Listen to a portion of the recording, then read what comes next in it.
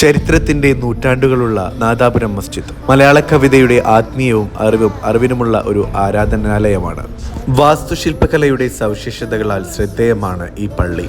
കഴിഞ്ഞ 2 ദശാബ്ദങ്ങളായി പള്ളിയും അതിന്റെ വിശാലവും നിർമ്മിച്ചത്. വാസ്തുവിദ്യയുടെ രൂപകൽപ്പനയിലെ അതിശയിപ്പിക്കുന്ന വാസ്തുശില്പം പള്ളിയുടെ മഹത്വവും ഉയർത്തുന്നു. കണ്ണൂരിലെ മട്ടന്നൂർ സ്വദേശിയായ മൗലാന യാക്കൂബ് മുസ്ലിയുടെ നേതൃത്വത്തിലാണ് ഈ പള്ളി പണിതത്. കേരളത്തിൻ്റെയും പേർഷ്യയുടെയും വാസ്തുവിദ്യാ രീതികൾ ഇവിടെ പ്രയോഗിച്ചിട്ടുണ്ട്. പള്ളിയുടെ ഉള്ളിൽ 1 മീറ്റർ പൊക്കവും 4 മീറ്റർ ഉയരവുമുള്ള ഗ്രാനൈറ്റ് തൂണുകളുണ്ട്.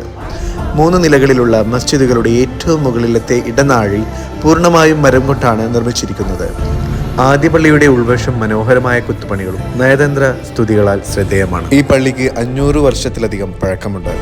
വാണിജ്യ പാരമ്പര്യത്തിന്റെ സംസ്കാരവും വെളുത്തവരുടെ വാണിജ്യ താല്പര്യങ്ങൾ നഗരത്തിലെ ആയോധന കലകൾ നാദാപുരം കടത്തനാടിന്റെ ഭാഗമാണ്.